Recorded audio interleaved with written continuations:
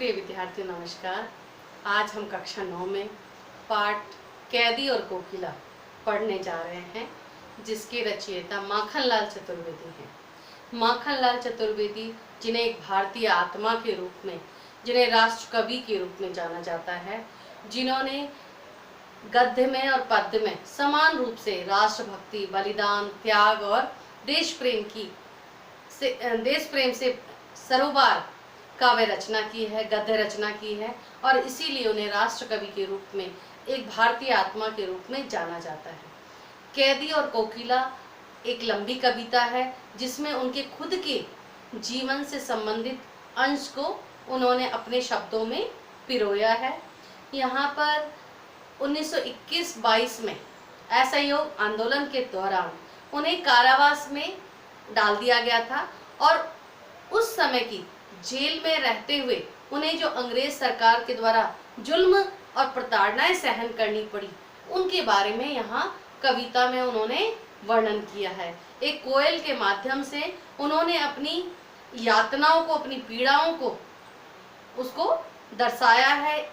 एक आली यानी सखी या दोस्त के रूप में कोयल को यहाँ संबोधित करते हैं। सबसे पहले हम कवि के जीवन परिचय के बारे में जान लेते हैं। देखिए,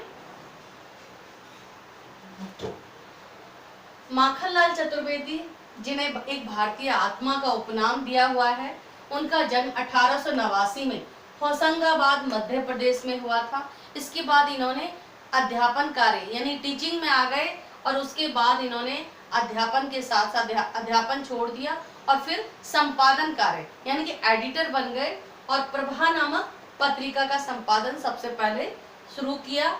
उसके बाद में संपादन का कार्य करते हुए आगे चलकर उन्होंने कर्मवीर नामक पत्रिका का भी संपादन किया, और गणेश शंकर विद्यार्थी की मृत्यु के बाद अकस्मात उन्होंने प्रताप पत्रिका का भी संपादन कार्य संभाल लिया। 1921-22 ईस्वी में असहयोग आंदोलन के दौरान महात्मा गांधी का ये बहुत बड़ा आंदोलन था। भारतीय लोग अंग्रेजों के खिलाफ एकजुट होकर महात्मा गांधी के नेतृत्व में उस समय क्रांति में भाग ले रहे थे, और जितने भी कवि थे, साहित्यकार थे, वो सभी मुख्य रूप से इन आंदोलनों में उन्होंने भाग लिया था। इससे पहले भी हमने कई साहित्यकारों के बारे में पढ़ा है कि उन लोगों ने आज़ादी की आंदोलन में अपना योगदान दिया था। तो यहाँ उनको कारावास की सजा मिली, उनको भी जेल में बंद कर दिया गया। आगे चलकर इनको पद्म भूषण की उपाधि मिली। पद्म भूषण साहित्य पुरस्कार होता है जो कि इनको मिला। 30 जनवरी 1968 ईस्वी को इनकी मृत्यु हो गई। इनकी प्रमुख रचनाओं में हिम किरीटनी, हिम तरंगनी, युग चरण, समर्पण, माता, वेणुल गूंजे धरा आदि रहे हैं। ये एक सफल गद्यकार भी थे। इन्होंने कविता और काव्य की रचनाएं बहुत समर्पित तरीके से, बहुत एक प्रखर साहित्यकार के रूप में इन्होंने रचा है, लेकिन साथ में एक महान गद्यकार भी थे। इनकी काव्यगत विशेषताओं में सबसे प्रमुख है कि इन्होंने राष्ट्रीय आंदोलनों में भाग लिया। देश प्रेम और राष्ट्रवाद इनमें कूट कूट कर भरा हुआ था, और साथ में त्याग और बलिदान की भावना भी इनमें बहुत ज्यादा थी। राष्ट्रीय आंदोलन में सक्रिय भागीदारी के कारण इनके काव्य में भी बलिदान की सच्चाई, निर्भीकता और साथ में संघर्ष झेलने का अदम्य भावना विद्यमान है। क्योंकि एक तो वह व्यक्ति जो देख के महसूस करके लिखता है, और एक वो व्यक्ति जो उसमें भागीदार बनकर यानी सक्रियता के साथ जब उसमें हिस्सा ले और तब अपनी भावनाओं को वो लिखे, तो उसमें बहुत फर्क पड़ता है। इसीलिए राष्ट्रवादी भावना इसलिए उनमें बहुत तीव्र थी क्योंकि इन्होंने क्रांतियों में भाग लिया। भारतीय आज़ादी के आंदोलन में उन्होंने महात्मा गांधी के नेतृत्व में अपने आंदोलन को आगे बढ़ाया, उसमें सक्रिय हिस्सेदारी ली, कारावास भी गए, और जेल में मिलने वाली प्रताड़नाओं को, अंग्रेजों के द्वारा दिए गए जुल्मों को उन्होंने सहा। और इसलिए कैदी और कोकिला जो ये कविता है, एक लंबी कविता है, और इसमें इसका पूर्ण रूप से वर्णन किया गया है। इसकी समरी हम देखते हैं। राष्ट्र कवि माखनलाल चतुर्वेदी ने कविता में कोकिला के माध्यम से पराधीन भारत की जेलों की दुर्दशा का वर्णन करते हुए लोगों को क्रांति करने का आह्वान किया।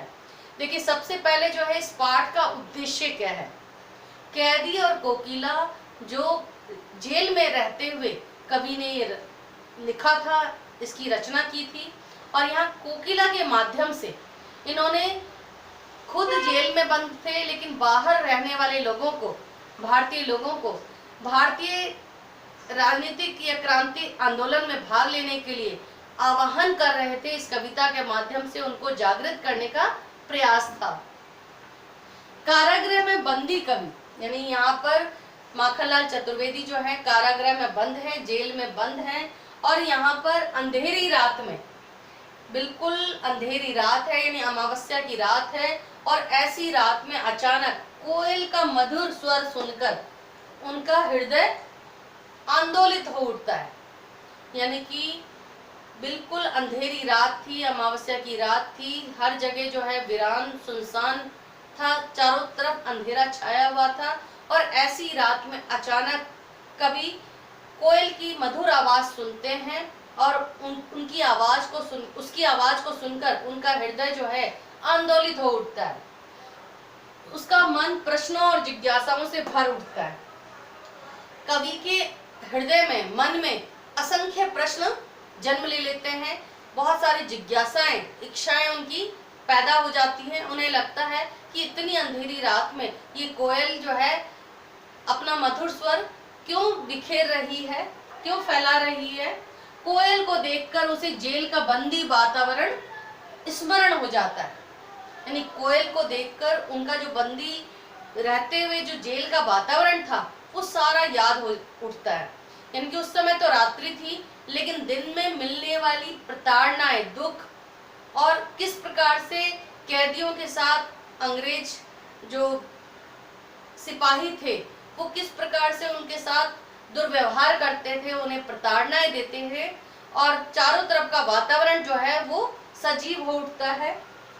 वह चोरों, डाकुओं और बटमारों के संग भूखा रहने को विवश है। यानी कि कवि जो है एक आंदोलनकारी हैं, एक स्वतंत्रता सेनानी हैं, लेकिन उन्हें इस जेल में चोरों, डाकुओं और बटमारों, जो रास्ते में चलने वाले राहगीरों को लूट लेते हैं, ऐसे लूटने वाले डाकू को बटमार कहते हैं, उनके साथ, यानी उन अपराधियों के साथ उनको भी रखा जा रहा है, और उन्हें भी उनके साथ भूखा रहने को वो विवश हैं। उनको भरपेट खाना नहीं मिलता है, और सिर्फ इतना उनको समय समय पर पानी पिला दिया जाता है जिससे वो मरे भी नहीं। तो उनका जीवन जो है यहाँ जीवन और मरण के बीच फंसा हुआ है। चारों ओर अंधेरा है। कवि कहते हैं कि उस समय जेल में चारों तरफ अंधेरा छाया हुआ है, और ऐसे समय में कोकिल आती है, कोयल आती है, तो कोयल से पूछता है कवि कि वह इस कष्टकर वातावरण में क्या करने आई है। यानी जेल का वातावरण तो बहुत पीड़ाकारक है, बहुत कष्टकारक है, और तुम तो जो है स्वतंत्र हो, तुम हर जगह घूम फिर सकती हो, और इस तरह के वातावरण से यहाँ कष्टकर के वातावरण में क्यों चली आई। यहाँ पे शायद वह यहाँ मधुरता बरसाने आई। फिर एकदम से कवि को लगता है कि शायद जेल की दुर्दशा और वातावरण को देखकर यहाँ कुछ मरहम लगाने के लिए अपनी मधुरता को बिखेरने आई है शायद, अथवा उसने कवि की यातनाओं को देख लिया है। फिर कवि के मन में ये जिज्ञासा आती है या प्रश्न उठता है।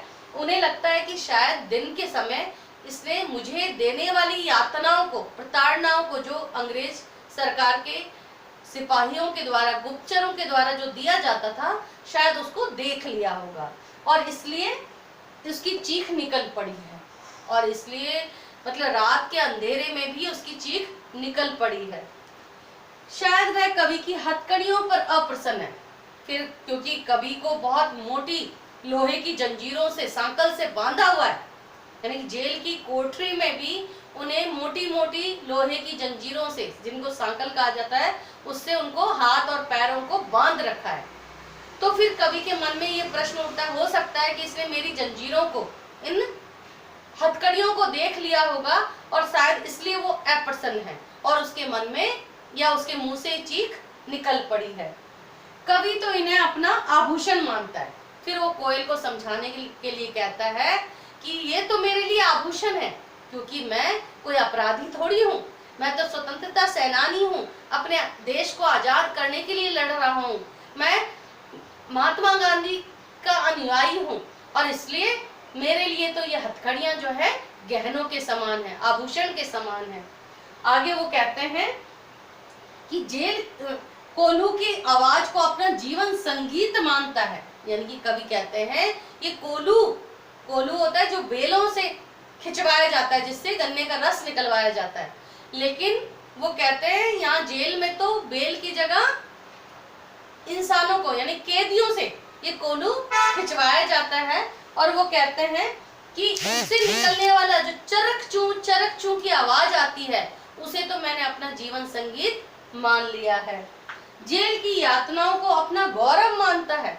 कवि जो है जेल में मिलने वाली जो यातनाएं, जो प्रताड़नाएं हैं, जो जुल्म उसके ऊपर ढाए जा रहे हैं, उसे वो गौरव मानता है, क्योंकि यदि वो स्वतंत्रता सेनानी नहीं होता तो वो जेल में नहीं आता और जेल में उसको इन प्रताड़नाओं को भोगना नहीं पड़ता, और इसलिए वो जेल में आना सौभाग्य मानते हैं और इन प्रताड़नाओं को सहना अपना गौरव मानते हैं। वो आगे कहते हैं कि कोकिल समेत समस्त वातावरण कालेपन से भरा हुआ है, यानी कारावास का रंग तो काला है ही, साथ में अंधेरा छाया हुआ है, क्योंकि अमावस्या की रात है और ऐसे लग रहा है कि मानो चांद भी यहाँ से रूठ के चला गया है। और जहाँ वो रहते हैं वो 10 बाय 10 फुट का कमरा जो काल कोठरी है वो भी काले रंग की है, और यहाँ तक कि जो कंबल ओढ़ रखे हैं, कंबल उनको मिला हुआ है ओढ़ने के लिए, वो भी काले रंग का है, और साथ में कोयल जो अभी आई है उसका रंग भी काला है। तो कहते हैं यहाँ का तो पूरा वातावरण जो है वो कालिमामय है, यानी काले रंग से भरा हुआ है। कोयल हर प्रकार से स्वतंत्र और लोक प्रशंसित है। अब यहाँ देखो, लोक प्रशंसित का मतलब है जिनकी लोग प्रशंसा करते हैं। अब वो अपनी तुलना कोयल से करते हुए कहते हैं कि हे कोयल, मैं तो परतंत्र हूँ, मैं तो इस जेल में हूँ, मेरे तो हाथ पैरों में हथकड़ियां लगी हुई है, मुझे तो इतनी यातनाएं मिल रही है, लेकिन तुम तो स्वतंत्र हो, तुम्हारे लिए तो पूरा आकाश खुला हुआ है, और तुम जो है लोगों को भी बहुत प्रसन्न करने वाली हो, लोग तुम्हारी बहुत प्रशंसा करते हैं। तो हे कोयल, तुम इस आधी रात में इस वातावरण में क्यों आ गई हो? जबकि कवि तो बंदी चिर उपेक्षित है, और तुलना करते हुए कहते हैं तुम्हारी इतनी सारी विशेषताएं, खूबियां हैं, और तुम्हें इतनी आजादी मिली हुई है, लेकिन मैं तो बंदी हूँ, मेरे को तो बांध के इस कारावास में डाला हुआ है, और मैं चिर उपेक्षित हूँ। चिर यानी बहुत दिन से मैं उपेक्षित हूँ, मुझे कोई याद भी नहीं कर रहा है। वह गांधी जी के स्वतंत्रता संग्राम में प्राण न्यौछावर को तैयार है, और इसलिए मन में उनके ये वेग उत्पन्न हो रहा है कि बाहर क्या हो रहा होगा, गांधी जी के नेतृत्व में जो आंदोलन चल रहा है वो किस तरह आगे बढ़ा होगा, और इसलिए उनके मन में बहुत व्यग्रता है, और इसलिए कहते हैं कि मैं तो उपेक्षित के रूप में जेल में बंद पड़ा हूँ, और आगे क्या हो रहा होगा, लेकिन मुझे पूरा विश्वास है गांधी जी नेतृत्व कर रहे हैं, और उनके नेतृत्व में तो मैं अपने प्राणों को न्यौछावर करने के लिए भी तैयार हूँ, मैं अपना बलिदान देने को भी तैयार हूँ। तो इस प्रकार से कैदी और कोकिला माखनलाल चतुर्वेदी द्वारा रचित अपने जीवन के संघर्षों पर आधारित एक कविता है, जो कि 1921-22 में गांधी जी के नेतृत्व में असहयोग आंदोलन में भाग लेते हुए उन्हें कारावास की जो सजा मिली थी उसके आधार पर ये रची गई कविता है, और इसके पदों को यानी कविता के अंशों को हम अगले वीडियो में पढ़ेंगे। धन्यवाद।